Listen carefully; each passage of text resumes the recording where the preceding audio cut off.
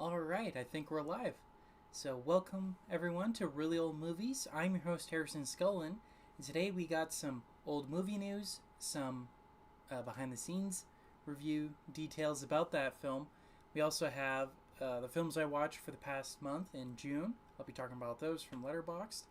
And then also, on top of that, I'll be playing some Halo. And so, with that, before we get started, let's see if my sound is going. Alright, perfect. And so with that, let's get started talking about some of the films I watched last month, and these are from my Letterboxd reviews. So let's pull that up real quick. Alright, and so the way Letterboxd works, of course, is it goes from the bottom up when it comes to the diary review there. And so the first one there is a film called Little Annie Rooney. That's a film I reviewed for Really Old Movies. Give a 4 out of 5. It was a first time watch, and I thought it was good, but not up to par with the films or the likes of Chaplin, like Charlie Chaplin, Buster Keaton, and Harold Lloyd, but it's a fine movie. Next is Footloose. That was a first time watch, 4.5 out of 5. And I liked it a lot. I thought the music was great, the message of the movie was great. You know, learning to let go of pain, to move on from it. I think that's a great message. And just the dancing is amazing as well. So, 4.5 out of 5. Next was The Fall Guy. I gave that a 5 out of 5. First time watch. Superb film. Amazing action and stunts. And I think this will become a cult classic for sure. Further down the road. I think it's a shame that it was released so soon after it was put in theaters. And I think that's what killed it. There's a couple other factors too, but I think that's the main one. But so check it out, guys. I think it's on Prime. It's streaming. You could buy it digitally. It's a great movie. I recommend it. Next is To Kill a Mockingbird. I reviewed for the channel. 5 out of 5. It was a rewatch. I think it gets better on a rewatch. The last time I saw it was in high school, so I thought it was great this time around. I think the cinematography is great. Gregory Peck is great. Story's great.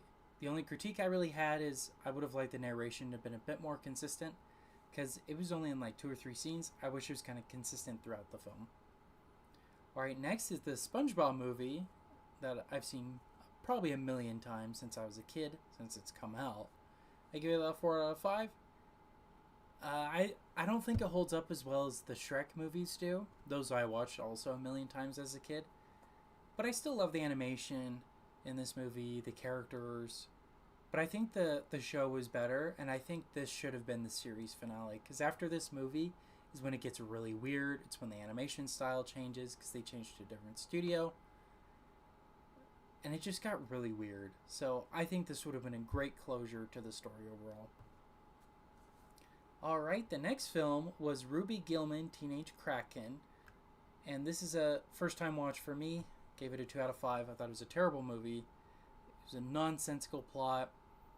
Animation was kind of hit and miss for me. Which is sad, because DreamWorks, I was just talking about Shrek. DreamWorks used to be a really, really good company. And I think a lot of their films lately have just been mediocre at best. I thought the dialogue reminded me a little too much of a TikTok video, in the sense that, and maybe I'm just an old man shouting at the clouds, but the dialogue sounded way too cringy and teenager like. And I know that was the target audience, she's a teenage Kraken and whatnot.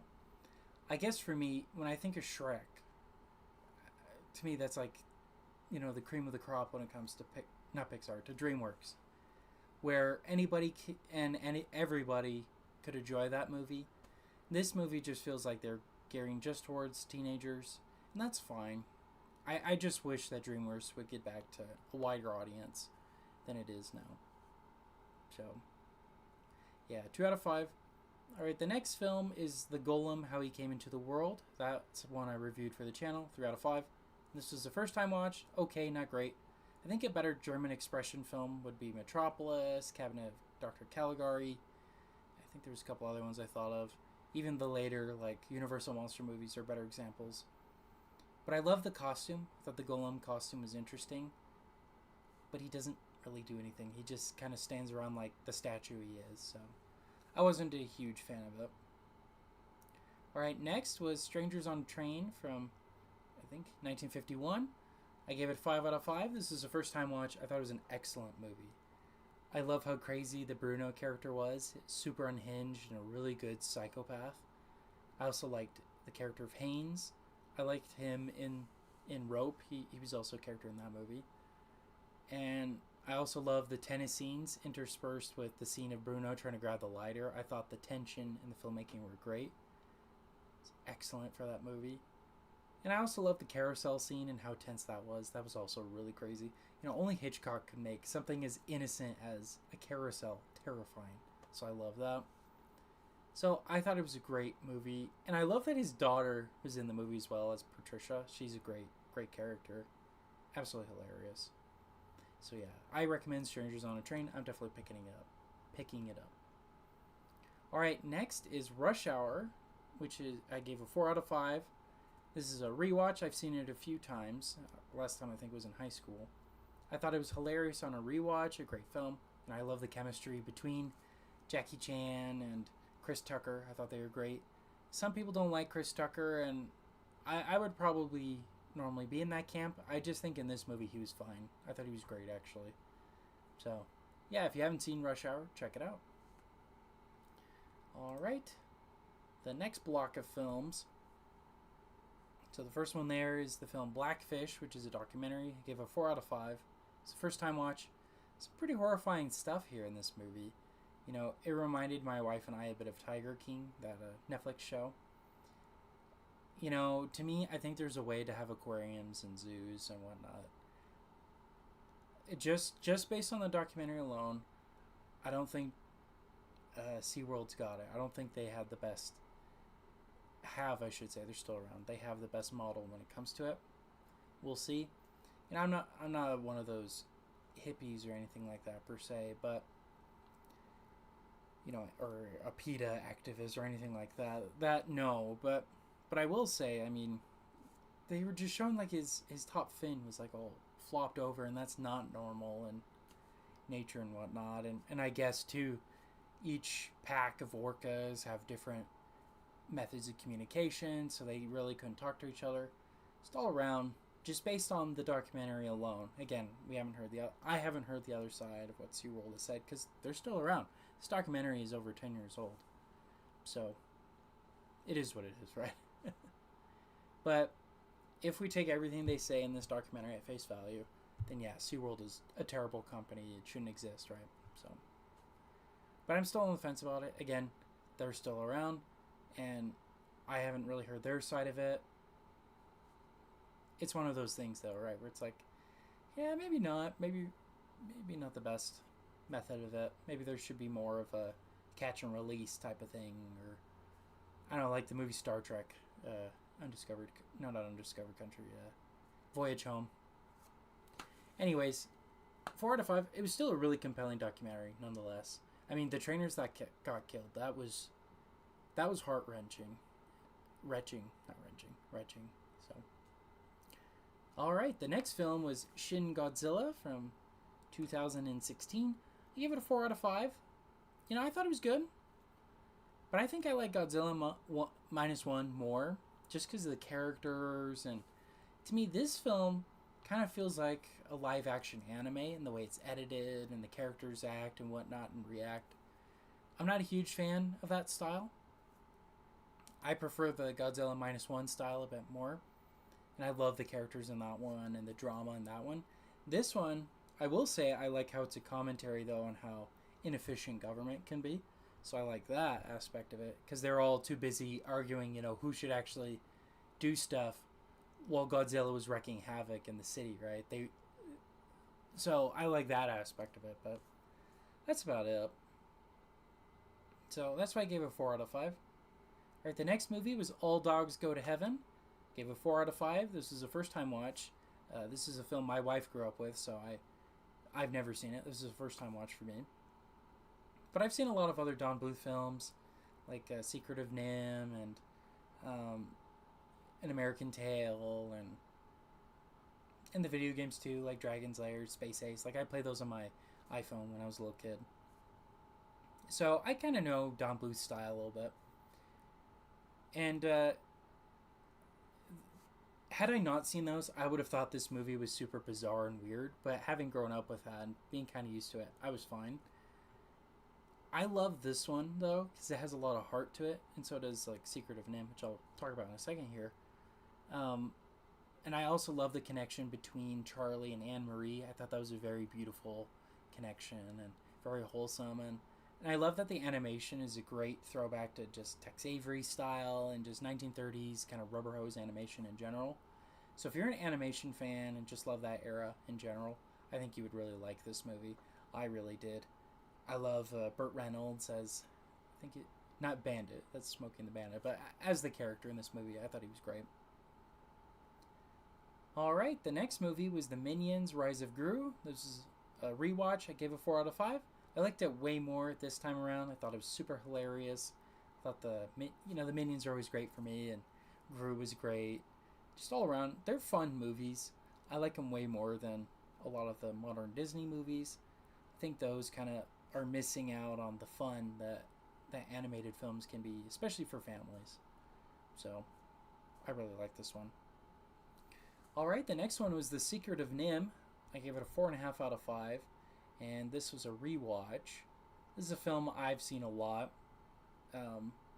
Especially as a kid. You know, we had it on VHS. And, again, I was kind of on a Don Bluth streak when I saw this movie. Or rewatched it, rather. The animation is so amazing. It's such an incredible story, and I think it's a shame that Disney at this time rejected it, because I think it would have fit right in with Black Cauldron and Great Mouse Detective. This film would have fit right in with those guys, but they didn't, and then it led to Don Bluth and Gary Goldman, I think was his name. Not Gary Oldman, the actor, but Don Bluth's friend. It led to them creating their animated films, and this was probably their best one, honestly. The only criticism, though, I really had, the necklace. You know, where does it come from? And, you know, I get Jonathan wanted his wife to have it. That's fine, but where did he find it? You know, where did it come from? It doesn't have to be explicitly said. It just feels so random compared to everything else that goes on in the movie.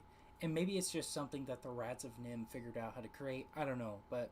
And I've never read the book. Maybe that goes in more in depth. So I wish there was a little bit more with that. But this is a movie I'm going to keep watching again and again for years to come, especially when I have kids.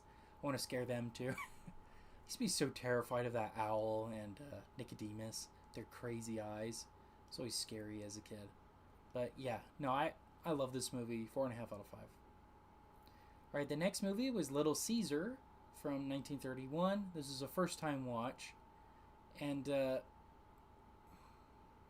what I loved about this movie was Edward G. Robinson. I think he's a great actor. But to me, I give it a 3 out of 5. It was a disappointment. I thought the story wasn't as engaging as The Public Enemy, which is a film that came out around the same time. Kind of a similar storyline. The only thing I really liked was Edward G. Robinson. He's really the highlight of the film. None of the other actors or characters are, which is too bad, because I really loved Public Enemy, and I love Edward G. Robinson and other films like Double Indemnity and a couple other ones, so I was a little disappointed with it. Alright, the next film was American Graffiti. This is the George Lucas film. First time watch for me. Give it a 3.5 out of 5. I really wanted to like it, but I just couldn't connect with it. I didn't grow up in the era, right? Which is fine. But to me, this felt so niche that I think a lot of people today would have a hard time connecting with it. And the film is, for a lack of a better term, I just hate saying the word vibe, but this film just feels like a 60s vibe. Like if you grew up in that era and had the radios and the cars and all that were very popular in this era, you would totally connect with this on a very deep and nostalgic level. To me, I don't have that. You know, I grew up in the 2000s, right? So I didn't really connect with it. I thought the cars were cool, the races were cool, but I just couldn't get into the movie. I didn't really like any of the characters, and I know they're supposed to be teenagers and it's a coming of age story and whatnot. There's no one I was really like, oh yeah, this is a great character. I want to keep following him along, because they're all kind of made stupid decisions. Again, they were teenagers, right? But yeah, it was okay. 3.5 out of 5 for me. Alright, the next film is another one I reviewed for the channel called Mr. Bug Goes to Town from 1941. Gave it a 3 out of 5, first time watch. Okay, not great plot with fantastic animation. It's insane to me to think that under better circumstances, this film would have been a really good competition to Disney. Here's the thing. It was released to critics, film critics, on December 5th, 1941, 2 days before Pearl Harbor. On top of that, the European market was closed because of World War II. And the animation in general, and just animation in general, was not bringing money to studios. So that didn't help either. Even Disney suffered through most of the 40s. I think Dumbo, I want to say, was the only one where they actually turned a profit. The other ones were a total bomb. It wasn't really until Cinderella came out in 1950 that they started making money on their movies. So it's pretty crazy to think. And especially with this movie, it tanked so bad, the Fleischer brothers were ousted from their own studio by Paramount. Paramount changed that studio to Famous Studios, and Paramount didn't make another animated film. This is only their second one. They didn't make another one until 1973 with Charlotte's Web. So, it's insane to me, just how crazy that was. The film is just okay, but I really want to buy this on Kino Lorber's 4K when they release it. I've been trying to look it up. There haven't been any updates. I'm a little worried it might get canceled or at the very least be pushed back. I hope it releases, because I'm fascinated by this movie, by the animation style and whatnot. And make sure to check out that review that me and AJ did talking about the movie. We get a little bit more in depth of that, so make sure to check that out as well. Alright, the next film was Smokey and the Bandit. I gave it a 4.5 out of 5. This was a first time watch. I thought it was an excellent, excellent movie. I love the cast. I love the music, the car chases.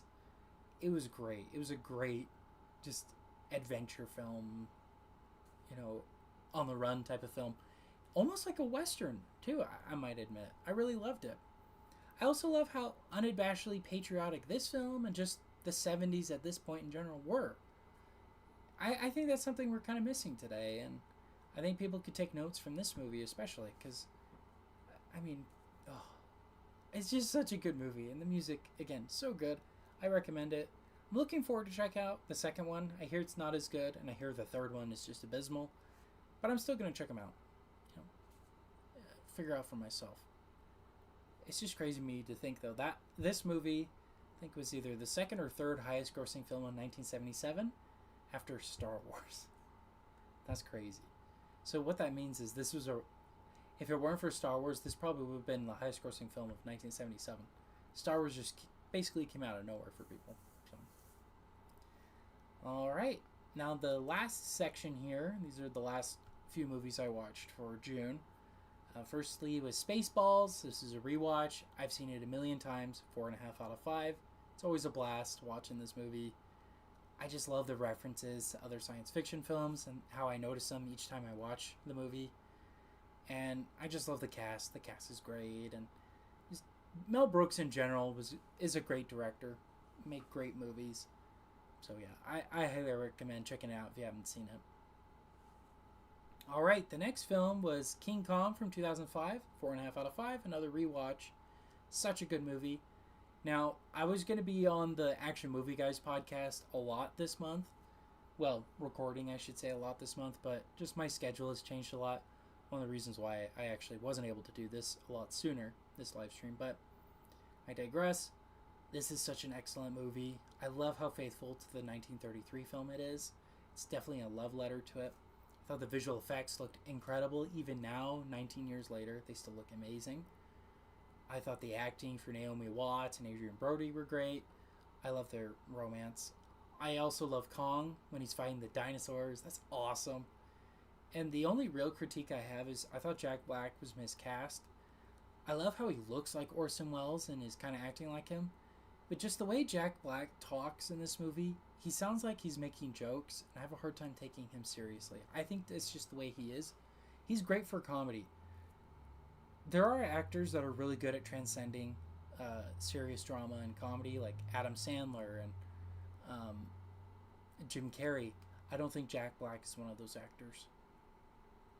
And maybe I haven't seen too many of his movies and dramas, but at least with these, no. With this one, no. But yeah, I love this movie. I'm going to keep watching it. I'm definitely buying it. I saw this on my dad's Voodoo, so I'm definitely going to pick up this movie. All right, the next film was The Man Who Knew Too Much from 1956. I gave it a 5 out of 5. It was the first time watch. Superb film. This is so much better than the 30s version of this movie. This is a remake Alfred Hitchcock did of his own film from, I think it was 34 or 35. I thought the camera work was incredible in this movie. The coloring was amazing. The costume design. I thought James Stewart and Doris Day, his chemistry was very realistic and really excellent. I love her singing. That scene was amazing, especially at the end. That really, really gets to you. I love that. And I also love the tension built around in the theater. With the cymbal guy, he's about to hit it and stuff. That was amazing. This is like the tennis scene I was talking about earlier for Strangers on a Train. He's really good at making tense moments with seemingly innocent or just mundane things. So I love that about Hitchcock. And I think I will keep watching this and definitely buy it. This will keep you on the edge of your seat the whole way through. So yeah, check it out. It's an excellent movie. Alright, the last film I watched in June was a film I reviewed for the channel called The Floating Weeds. Give it a 3 out of 5. First time watch. Okay, not great movie for me. I thought the story of the son and the father was good, but the complete tonal shifts in the theater scenes made the film feel like a screwball comedy versus a serious melodrama. I kind of wish there was more consistency. That's why I didn't like it as much as I could have. Alright, well those are the films I watched for the past month in June. So now let's get into some old movie news. So firstly, Criterion Channel, this is their subscription service. They have a classic Hollywood section I just discovered. And this has tons of movies made before the year 1970. In this specific section, I think they had like 45 or 50. But just throughout, you'll find old movies in general. But I thought that was really cool. Movies like Manchurian Candidate, Bridge on River Kwai, The Apartment, From Here to Eternity. These are movies you can stream on there. And I think that's really, really cool.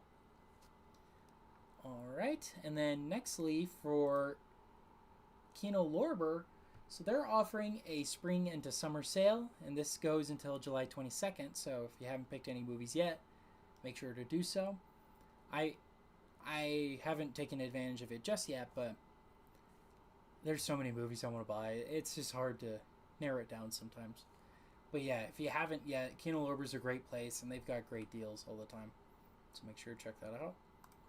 And then lastly, for Flickr Alley, Flickr Alley does a theatrical screenings. Like, you can do some screenings with them, and a lot of them are movies they've helped restore, such as many of Chaplin's short films that he made at Mutual Studios and Keystone, and then movies like A Trip to the Moon. So make sure to check that out, or try to get them to screen stuff with you. I think that's a really cool thing that they offer. I might take advantage of that in the future. Kind of expensive, but I think that's a really cool thing that Flickr Alley offers. Alright, so now we're going to get into the movie review for this week. Alright, so today's movie review is for the film The Guns of Navarone from 1961 from director J. Lee Thompson. He also directed the film Cape Fear from 1962 and Conquest of the Planet of the Apes in 1972. And so, some essential details about this movie. Gregory Peck, he declined to attempt an English accent in order to play his character in this movie. That's why he's the only one who speaks with an American accent. Everybody else British, for the most part. Another detail, this is the only time that David Niven, who's a very famous actor in this era, this is the only time he ever smoked cigarettes on screen, because he was a lifelong non-smoker. So I think that's kind of interesting, because if you watch a lot of movies in this era, there's like smoking and drinking in every other scene. So I think that's pretty awesome that back in this era he was one of the people who didn't drink and smoke. So that's pretty cool. All right, so talking about the plot of this movie, I gave it a 3 out of 5. I thought it was okay. I thought the idea of it was really cool. This is based on a book, by the way, from 1956 or 7, I want to say. I love the idea of a gang of heroes. You know, they're wearing disguises, they're shooting guns, you know, it's very different from a typical war movie. You know, when you think of a war movie from this era, it's like The Longest Day or like Fighting Seabees, you know, it's like a group of soldiers, right? But these guys are kind of more, I would say more like an espionage, like a special ops type of group. So that was very different than other movies you would see. This is very much like Valkyrie or Captain America nowadays. You know, I kind of like that aspect. I do think the film runs too long. Because it's over 2 hours and 30 minutes. And I think there's a lot of sitting and talking and planning that I really think could have been reduced a lot. Because I'm more of a fan of show, don't tell. Now, in a lot of old movies, you know, they didn't have a lot of budget for special effects and whatnot. I just think they could have trimmed down on a lot of those scenes just to make it a little bit more flow well and more concise. Because to me, there's just a lot of sitting and talking. And I'm not going to lie, it's very boring. It's not very engaging like in other movies. You know, if you think of a movie like Lawrence of Arabia, though, which is very different, that's a biopic and about the life of a guy. That one is very artsy and, you know, a very different kind of story than this one. This one just seems like you're an average action movie. So that's why I gave it a 3 out of 5. I think it could have been a lot shorter and a lot more tight and concise. Alright, so now let's move on to acting. Acting, I gave it a 4 out of 5. Thought it had a stellar cast. And I love David Niven and Gregory Peck. I thought they were the best. This movie, I was mentioning earlier, you know, those other ones. It's a lot like Seven Samurai, Magnificent Seven, even Avengers, where there's a lot of characters, a dynamic cast, you know, whatnot, and a lot going on with them. I even liked, this is a funny thing to say, but I liked the Nazi actors too, because they were great villains, and I love that they were speaking German. So this is very realistic to a World War II. I love that. I thought that was a really nice touch to it that I think a lot of other movies in the era wouldn't have done. So I thought that was really cool.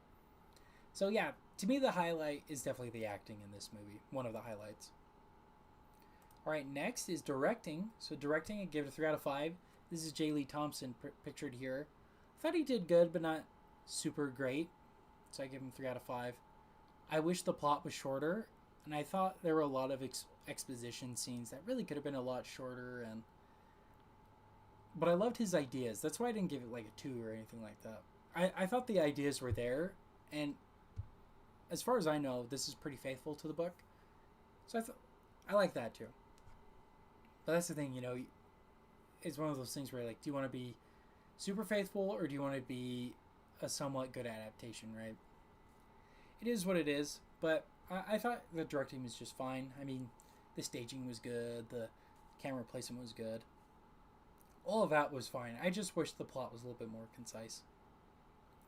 Alright, next is cinematography and special effects. I gave that a 4 out of 5. I thought it looked amazing in a lot of scenes, especially in the very beginning. And when they're on the boats. And to me, the reason why I don't give it a 5 is when they actually break into the base with the Guns of Navarone and all of that. It's pretty hard to see what's going on for a good 10 to 15 minutes. And that to me kind of made it hard to pay attention as well. I wanted to be able to see more of what was going on.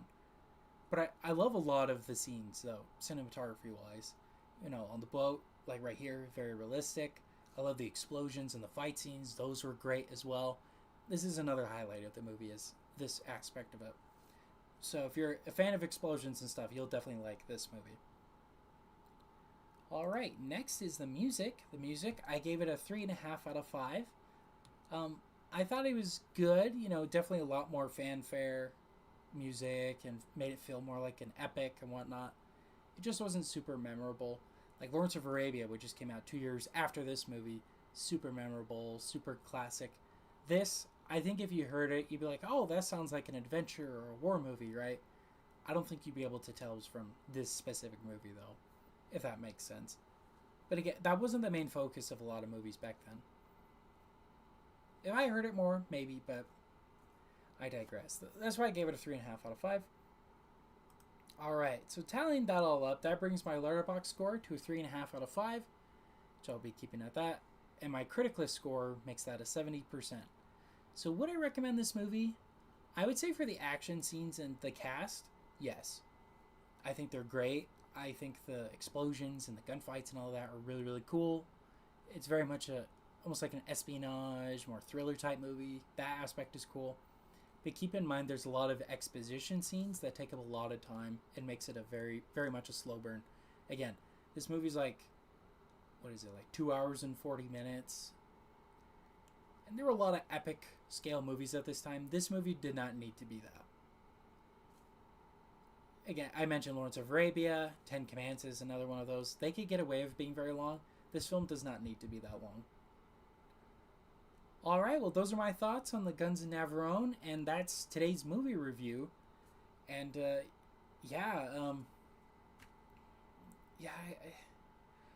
it's not a super I would say this is not a movie I'd recommend to everybody. You kind of have to be in that niche action film kind of audience, in my opinion. Alright, but anyways, that's today's film review. So thanks for paying attention to that and listening to that. Alright, so now we'll get into some Halo. I'm probably going to do maybe 1 or 2 rounds. I do have to bounce a little bit earlier, guys. But yeah, so let's go ahead. Stop that. Turn back on this view for a second there. Get this all figured out. That is the second screen. Close this guy here. Close that tab. Alright, let's go to Masterchief Collection. I don't have the game running before I start just because it'll eat a lot of CPU. Because I'm trying to stream and look at slides and stuff. So that's why there's always a little delay from when I'm talking about movie to then playing the game. Let's do that for a second here. We'll see how we're sounding too.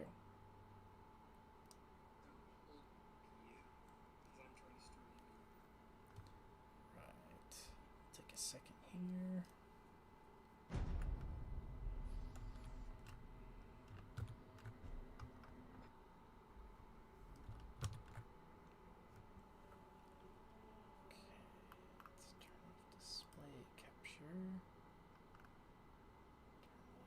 Single cam.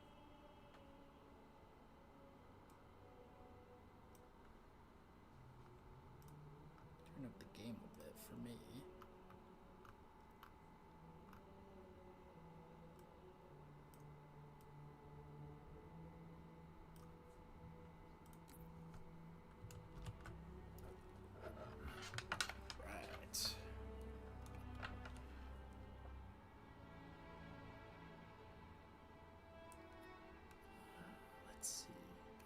I'll do one online, and then I'll do, and that'll probably have to be it for today, just because I'm limited on time today.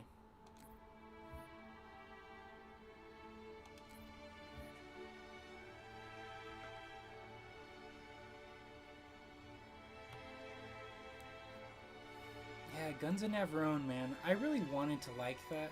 It seems like the kind of movie I would like. It was just okay, though. I don't think I will ever watch it again.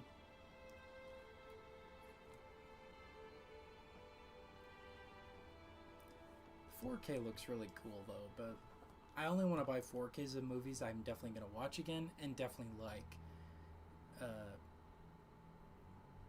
Guns of Navarone is not that for me. The names of people do, I swear.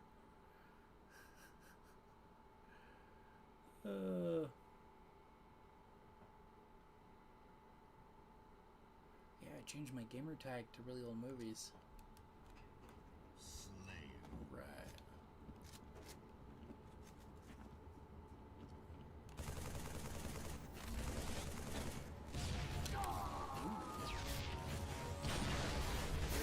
go. Ooh.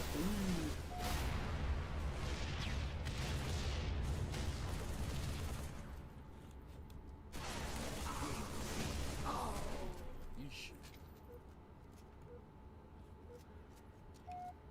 Okay.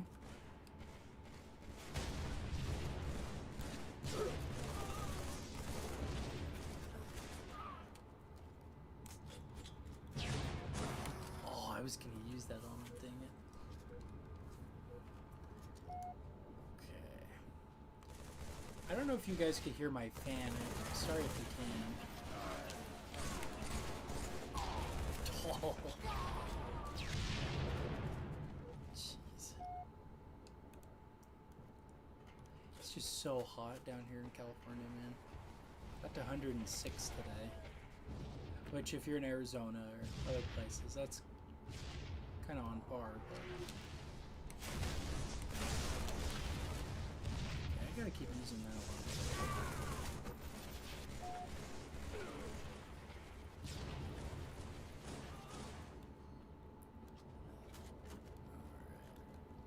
Alright. Okay, yeah, that's the one.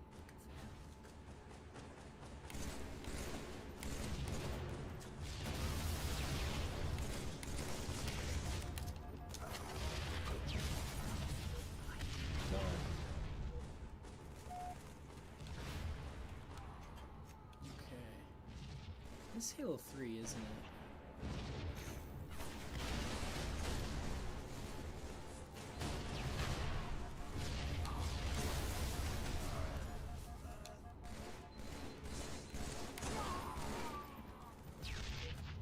Got one kill so far.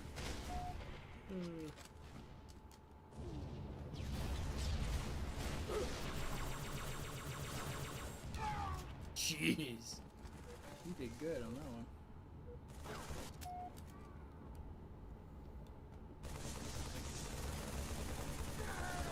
Yes.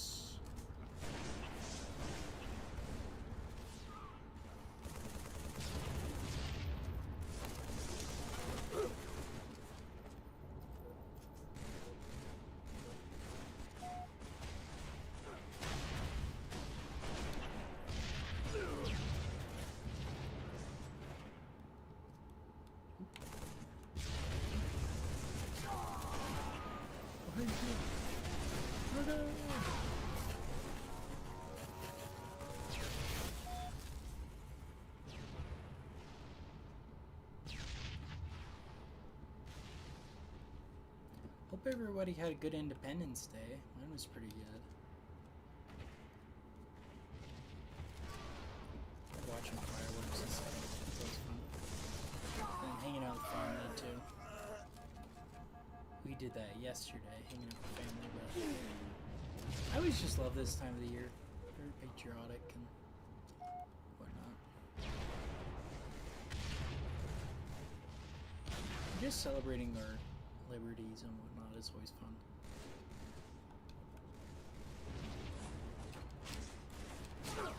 Yes. Gotta get sticky grenades, man.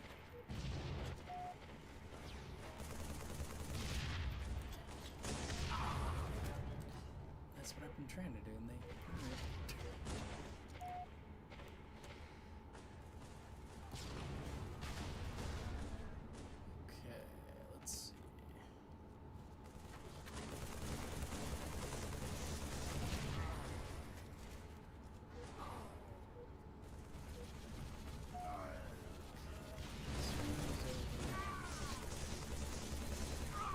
Almost over.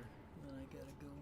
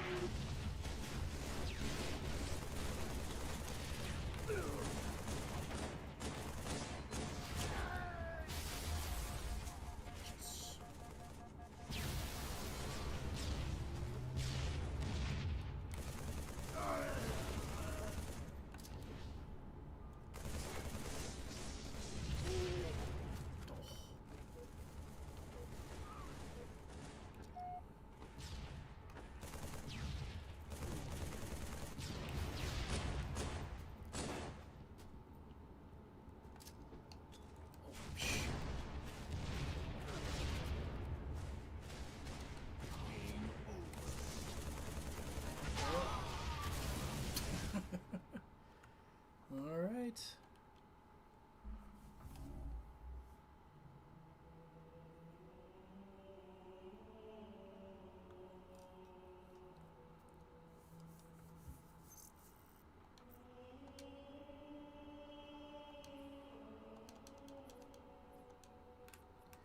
All right. Well, that's all the time I had today, guys.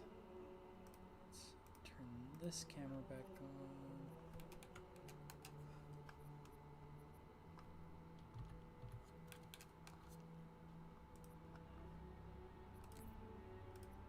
Turn that off.